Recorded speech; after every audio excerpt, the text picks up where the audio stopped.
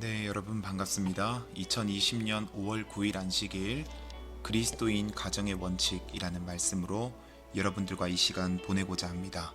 잠시 기도하겠습니다. 전능하신 우리들의 하나님, 우리들에게 귀한 안식일을 주셔서 감사합니다. 특별히 5월 가정의 달을 맞이하여 우리 모든 성도들이 육으로 주신 가족들과 또 영으로 맺어주신 우리 영적인 교회 모든 식구들과 더불어 함께 하나님의 은혜를 간구하게 하여 주신 은혜에 감사를 드립니다. 주님, 우리가 서로 다르고 서로 가진 은사와 달란트가 다르지만 그러나 주님 안에 우리가 하나 되는 귀한 경험할 수 있도록 도와주시옵시고, 예수님께서 성령과 성부와 더불어 하나 되신 것 같이 우리도 이 땅에서 우리 공동체 가족들과 더불어 영의 식구들과 함께 하나 되는 경험할 수 있도록 허락하여 주시옵소서. 이제 말씀을 펴겠사오니 하나님 임재하여 주시옵시고 우리 가운데 역사하여 주셔서 이 말씀 통하여 무너진 우리의 가정이 새로 세워지고 무너진 우리들의 원칙이 올바로 설 수 있도록 도와여 주시옵소서. 사랑의 주 예수 그리스도 이름으로 간절히 기도하옵나이다. 아멘.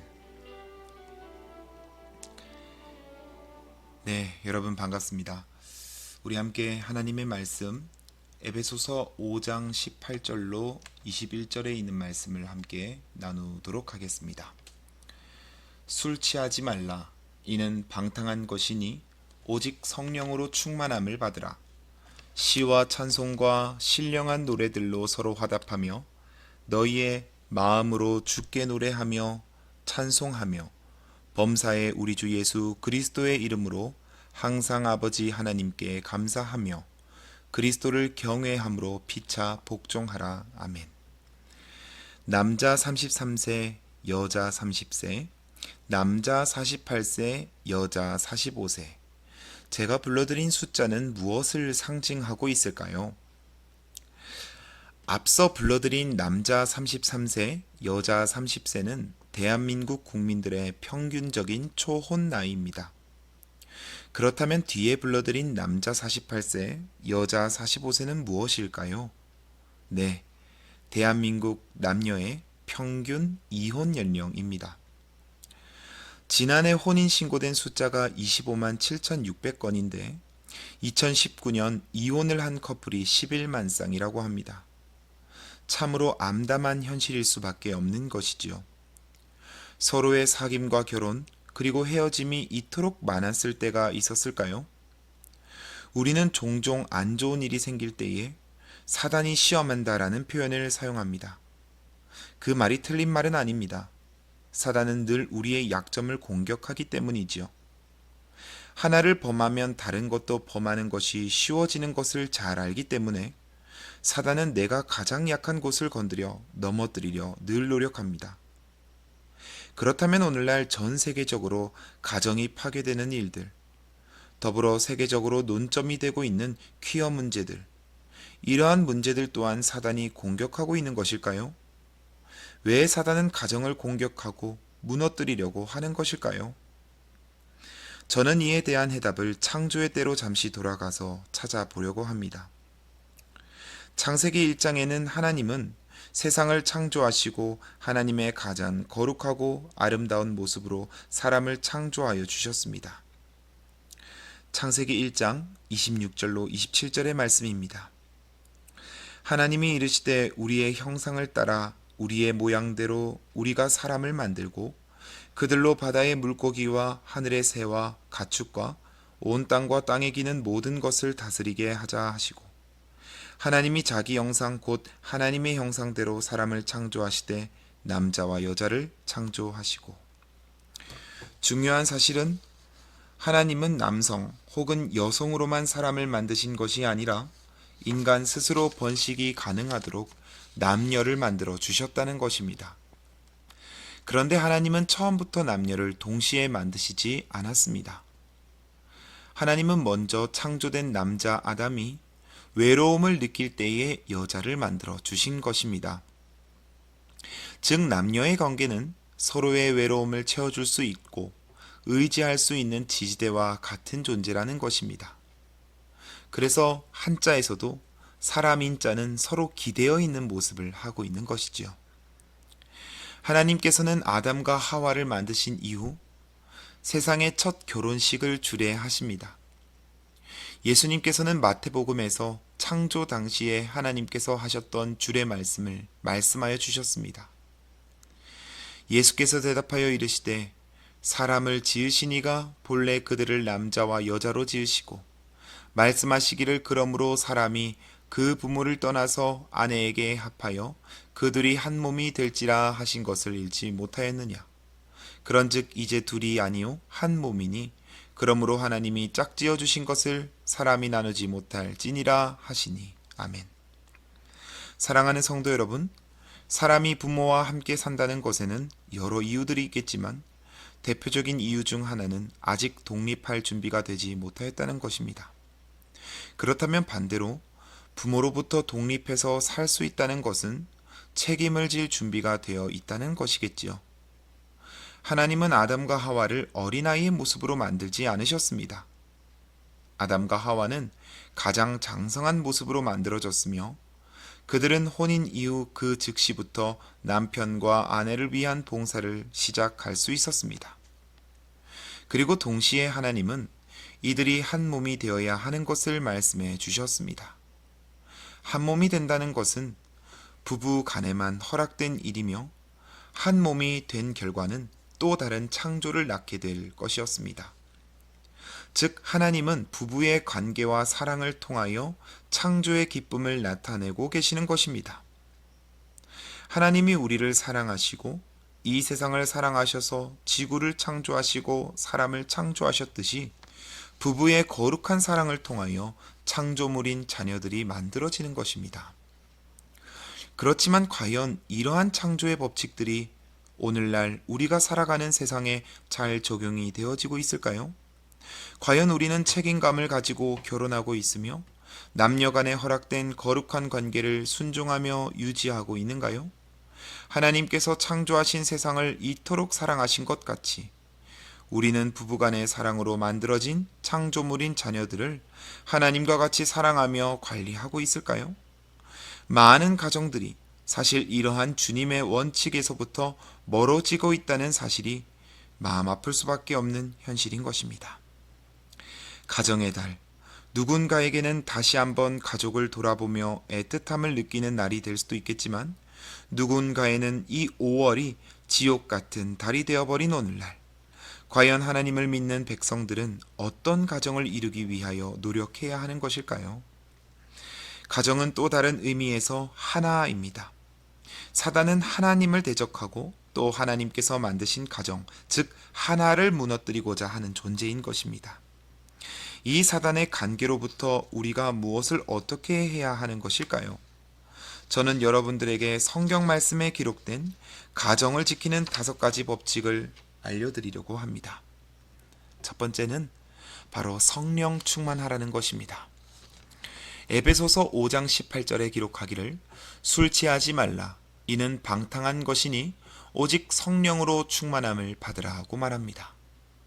성령에 충만하다는 것은 하나님께서 그리스도인을 온전히 지배하며 인도하는 상태를 가리키는 것입니다. 사도 바울은 그리스도인 삶의 가장 첫 번째는 바로 성령 충만하는 것이라고 말합니다. 반대로 술에 취하는 것은 성령 충만을 거절하는 일인 것입니다. 우리가 술이나 담배, 마약이나 각종 도박 등에 의존하게 될 때에 하나님을 바로 이해하지 못하게 될 것입니다. 자녀들 또한 게임이나 드라마, 음악, 영상 등에 너무 몰두하게 되면 하나님과 부모의 말에 순종하지 못하게 되는 것입니다. 그래서 우리는 이러한 것들을 멀리하고 늘 성령 충만한 삶을 추구해야 하는 것입니다. 우리 가정을 성령이 인도하기 시작할 때에 기쁨과 즐거움 그리고 사랑이 늘 가득할 것입니다.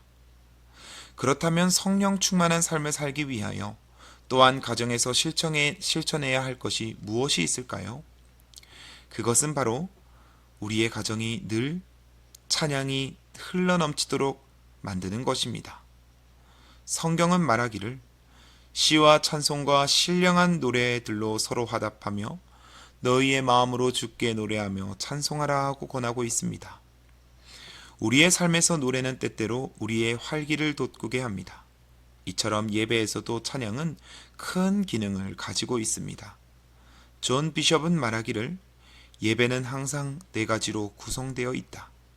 그것은 감사, 그리고 찬양, 탄원, 중재, 기도이다 라고 말하였습니다. 가정의 찬양이 흘러넘칠 때에 소속된 모든 식구들은 활기와 생동감이 넘칠 것입니다. 찬양을 통해 하나님께는 영광이요 우리에게는 큰 활력이 주어질 것입니다. 우리가 잘 알다시피 찬양은 또 하나의 기도입니다. 그렇기에 우리는 찬양하는 일을 쉽게 생각해서는 안 될 것입니다. 가사에 담긴 단어와 문장들을 이해하며 묵상하고 전심을 다해 불러야 하는 것입니다. 또한 만들어진 찬양뿐 아니라 나의 삶 속에서 느낀 하나님의 사랑을 많이 표현할 수 있어야 되는 것이죠. 사도 바울은 신령한 노래들로 서로 화답하라고 하였는데, 이 신령한 노래라는 것은 헬라어로 오다이스 푸뉴마티카이스, 즉 성령의 영감에 의해 만들어지고 불리어지는 노래라는 뜻입니다. 오늘 여러분과 여러분의 가정에서는 이러한 성령의 영감의 음악들이 많이 나옵니까? 아니면 세속화되고 우리의 감정을 충동시키는 세상의 음악이 많이 나옵니까? 우리의 가정이 이 시간 이후에 성령 충만함을 겪기 위하여, 경험하기 위하여 이러한 신령의 노래들로 넘치기를 간절히 소망합니다. 세 번째로 성경은 항상 감사하는 가정이 되라고 우리를 권하고 있습니다. 에베소서 5장 20절 말씀에 범사에 우리 주 예수 그리스도의 이름으로 항상 아버지 하나님께 감사하라고 말합니다. 세 번째로 중요한 일은 늘 우리가 하나님께 감사하는 일인 것입니다. 항상이라는 말은 어떤 상황에 처하더라도 감사라는 것을 의미하고 있습니다. 성령 충만한 그리스도인들은 환경의 좋고 나쁨에 상관없이 처한 환경 속에서 하나님의 은혜와 인도하심을 깨닫고 감사를 드릴 것입니다. 무명의 신학자는 말하기를 감사는 모든 생명과 삶이 하나님께서 비롯되며 예수 그리스도와의 연합을 통해서 하나님의 축복을 누릴 수 있음을 인식하는 가운데 이루어질 수 있다라고 말하였습니다. 그러므로 사랑하는 성도 여러분, 우리가 어떠한 상황에 처해 있든지 감사하는 가정들이 되기를 소망합니다. 감사하게 생각하고 감사함을 표하다 보면 부부간에, 부자간에, 모녀간에 사랑이 돈독하여 질 것입니다. 제가 감사 7계명을 준비해 보았는데요. 함께 읽어보면 좋겠습니다. 첫 번째, 큰 것에 감동하고 놀라기보다 사소하고 작은 것에서부터 감사를 발견한다. 두 번째, 먼 미래에 일어날 일보다는 지금 이곳에서 감사를 찾아낸다. 세 번째, 기적적인 일에 감사하기보다 매일의 일상에 감사하며 산다. 네 번째, 감사를 계속 하다 보면 불평과 불만이 치료되는 것을 경험한다. 다섯 번째, 감사는 감사를 불러일으킨다. 그래서 이 세상에서 가장 부요한 사람이 된다. 여섯 번째, 감사하는 순간 세상이 아름다워진다. 그리고 모든 사람들이 사랑스러운 존재로 바뀐다. 모든 관계에 평화가 깃든다. 그리고 마지막 일곱 번째, 감사하는 순간 축복이 임한다. 동시에 하나님의 자녀가 된 것을 만방에 선포하는 감사의 선교사가 된다. 아멘. 이처럼 감사하는 삶은 그리스도인에게 아주 중요한 원칙입니다. 오늘 예배하는 우리도 서로에게 감사하는 영적인 가족들이 되길 간절히 소망합니다. 네 번째로 성경은 피차 순종하는 가정이 되라고 권합니다. 에베소서 5장 21절에 기록하기를 그리스도를 경외함으로 피차 복종하라고 말합니다. 참으로 많은 사람들이 21절을 뛰어넘어 22절부터 가르치는데요. 22절이 무슨 내용인지 여러분 알고 계십니까? 바로 이것입니다. 아내들이여 자기 남편에게 복종하기를 주께 하듯하라. 여러분, 그러나 22절 전에 우리 하나님께서는 21절을 말씀하신다는 것을 기억해야겠죠? 아내들에게만 순종을 요구할 것이 아니라 21절에 기록된 바대로 상호 간에 순종해야 되는 것을 말해주는 것입니다. 하나님은 아담을 통하여 하와를 만드실 때에 그의 머리뼈도 발가락뼈도 아닌 그의 중심에 위치하는 갈빗대에서 뼈를 취하여 하와를 만드셨습니다. 이는 우리에게 남녀는 결코 누가 더 뛰어나고 우월한 것이 아니라 서로가 서로에게 필요하며 의지되는 역할이 됨을 말해주고 있는 것입니다. 오늘날 많은 가정들이 부부싸움을 하는데 그 이유의 1순위가 바로 인정을 해주지 않는다는 것입니다. 또한 참 재미있는 사실은 바람을 피는 남자들의 바람 피는 이유 1순위 또한 아내들로부터 인정을 받지 못해서라고 말합니다. 여러분 혹시 내 배우자가 좀 못생겼더라도 또는 수익이 적더라도 내 기대에 미치지 못하더라도 여러분 인정하며 순종하는 배우자가 되어주시기를 소망합니다. 로마서 8장 28절에 기록하기를 우리가 알거니와 하나님을 사랑하는 자 곧 그의 뜻대로 부르심을 입은 자들에게는 모든 것이 합력하여 선을 이루느니라고 말하였습니다. 우리는 모두 하나님의 뜻대로 부름을 받았지 않습니까? 그러므로 그리스도를 경외하는 마음으로 이 말씀을 지키는 우리 되기를 소망합니다. 진실로 합력하여 하나님의 뜻대로 선을 이루는 가정과 교회가 되기를 간절히 축원합니다. 마지막으로 성경은 자녀들은 부모에게 순종하고 부모들은 자녀들을 주의 교양과 훈계로 양육하라고 권합니다. 함께 읽어보겠습니다. 자녀들아 주 안에서 너희 부모에게 순종하라. 이것이 옳으니라. 내 아버지와 어머니를 공경하라. 이것은 약속이 있는 첫 계명이니 이로써 내가 잘 되고 땅에서 장수하리라. 또 아비들아 너희 자녀를 노엽게 하지 말고 오직 주의 교훈과 훈계로 양육하라. 아멘. 여러분 10계명은 크게 두 분류로 나누어지는데 첫 번째부터 네 번째까지는 하나님을 섬기는 방법이며 다섯 번째로부터 10번째까지는 인간을 대하는 방법인 것입니다. 사람을 대하는 계명 중 가장 첫 번째에 있는 계명이 바로 부모를 공경하라는 계명인 것입니다. 사랑하는 성도 여러분, 특별히 이 말씀을 듣는 젊은 청년 여러분, 부모를 공경하라는 것은 권면이 아니라 계명이란 사실을 꼭 기억하는 우리 되기를 소망합니다. 안식일의 계명을 우리가 철저히 순종하고 목숨같이 여기는 것처럼 하나님의 계명에는 차등이 없음을 명심하는 우리가 되기를 소망합니다. 한 가지 그러나 우리가 주의해야 될 것이 있는데 그것은 사도 바울은 자녀들이 부모를 공경하되 주 안에서 순종하라 라고 말하였다는 것입니다. 즉 우리가 부모를 공경하는 것은 매우 중요하지만 부모의 교육 방침이나 그 겉면이 하나님의 방법과 달라지거나 이교적인 가르침일 때 우리는 분명한 선택을 할 수 있어야 합니다. 오늘날 많은 자녀들의 믿음이 적절치 못한 불신자의 부모 또는 신앙적이지 못한 부모의 인도로 인해 식어지고 자라지 못할 때가 참으로 많습니다. 그래서 사도 바울은 말하기를 아비들아 너희 자녀를 노엽게 하지 말고 오직 주의 교훈과 훈계로 양육하라고 말하는 것입니다.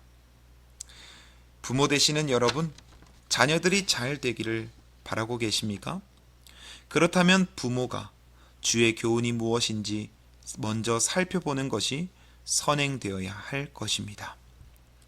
시패기는 말하기를 아버지에게 손찌검을 하는 아들을 둔 아버지는 누구나 죄인이라고 말하였습니다. 그 이유에 대하여 기록하기를 자기에게 손찌검을 하는 아들을 만들었기 때문이다 라고 하였습니다. 여러분, 자녀들은 본 그대로 자랍니다. 그렇게 우리는 시간이 없더라도 아무리 바쁘더라도 주의 말씀대로 자녀들을 양육해야 하는 것입니다. 영감의 말씀은 기록합니다. 부모들이여 하나님이 그대들에게 바라시는 것은 그대들의 가정을 하늘에 있는 가정의 표본이 되게 하는 것이다. 자녀들을 잘 보호하라. 그들에게 부드럽고 친절하게 하라. 아버지와 어머니와 자녀들은 사랑의 황금 사슬로 연결되어야 한다. 잘 정돈되고 잘 훈련된 가정은 세상에 있는 모든 설교보다 기독교의 능력을 나타내는데 더욱 큰 힘이 있다. 자녀들이 부모들을 어떻게 모방하는가를 실제로 깨달으면 부모들은 모든 말과 행동을 삼갈 것이다 라고 하였습니다. 사랑하는 성도 여러분, 진실로 이 마지막 때에 우리의 가정들이 지켜지기를 간절히 소망합니다. 하나님은 모든 사람이 다가오는 큰 사회를 대비하여 완전 무장을 하고 서 있기를 바라신다. 여러분, 가정을 지키는 것은 매우 중요한 일입니다. 가정이 바로 서야 신앙을 할 힘이 서게 되는 것입니다.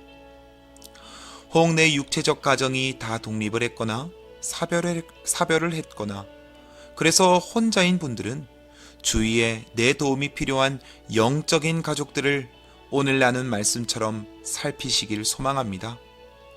하나님은 우리를 한 가족으로 불러주셨습니다. 제7일 안식일 예수 재림교회 안에 한 형제 한 자매로 비록 나이는 다르고 출신은 다르지만 우리는 그리스도 안에 한 형제요 한 자매로 불리움을 받은 것입니다. 여러분, 쌍둥이도 커가면서 서로 얼굴이 못생겼다고 다툰다고 합니다. 우스갯소리지만 이 말은 어떤 의미에서 이토록 다른 우리가 어찌 부딪힐 일이 없겠냐는 것을 생각하게 만듭니다. 우리는 가정에서, 교회에서 늘 시한폭탄 같은 존재들입니다. 서로 다르기 때문에 언제 서로 터질지 모르는 것이죠. 그러니 오늘 우리의 인도자 되시며 우리의 안전장치가 되시는 성령님께 나아갑시다. 그분께 순종하며 그분의 권면을 따라 살아가게 되기를 소망합니다. 성령 충만한 그리스도인이 되어서 성령의 인도하심대로 따르는 그리스도인이 되어서 찬양과 감사와 인정이 넘치는 가정과 교회를 만드는 우리가 됩시다. 하나님이 함께 하십니다. 예수님이 우리 가운데 임재하여 주실 것입니다. 여러분, 5월은 가정의 달입니다. 코로나19 사태로 인해 가족과 교회의 벽이 쳐져 있지만 우리의 믿음과 사랑 그리고 성령 충만함이 이 벽을 허물 수 있게 되기를 간절히 기대하며 소망합니다. 감사합니다. 함께 기도하겠습니다. 전능하신 우리들의 하나님, 오늘 이 말씀을 통하여 우리가 다시 한번 하나님께서 맺어주신 이 가정의 중요성을 깨닫게 하여 주신 은혜에 감사를 드립니다. 더불어 한 교회, 한 지붕 아래 에클레시아, 주님의 이름으로 부름받은 우리들이 연합할 수 있도록 또한 우리의 관계를 맺어주신 하나님의 은혜에 감사를 드립니다. 오 아버지시여, 우리들은 모두 부족하고 연약하오니 하나님께서 우리 가운데 임하여 주셔서 우리가 모두 주의 사랑으로 하나 되며 성령으로 더불어 충만함을 느낄 수 있도록 인도하여 주시옵소서. 주님, 5월 가정의 달을 맞이하여 우리에게 맡겨주신 하나님의 귀한 자녀들과 또 우리에게 섬기라고 허락하신 우리들의 부모를 더욱더 사랑하는 시간들이 될 수 있도록 허락하여 주시옵시고, 또 우리를 만드시고 창조하신 우리 하나님 아버지께 다시 한번 우리가 더 큰 감사와 영광 올려드리는 귀한 달이 될 수 있도록 축복하여 주시옵소서. 주님, 오늘도 코로나19 사태로 고생하는 우리 모든 전국의 확진자들과 그리고 이들을 치료하는 우리 의료진들, 그리고 전 세계에 고난받는 모든 민족들에게 하나님의 크신 은혜와 자비를 베풀어 주셔서 속히 이 모든 질병으로부터 탈피하고 승리하여 우리 하나님께 영광 올려드리는 모든 민족들 되게 하여 주시옵소서. 이 안식일 주님의 축복과 섭리 가운데 잘 맞춰질 수 있도록 도와주옵시기를 우리 주 예수 그리스도 이름으로 간절히 기도하옵나이다. 아멘. 네, 여러분 감사합니다. 오늘도 우리 주님 안에서 행복하고 즐거운 안식일 보내시기를 소망합니다. 감사합니다.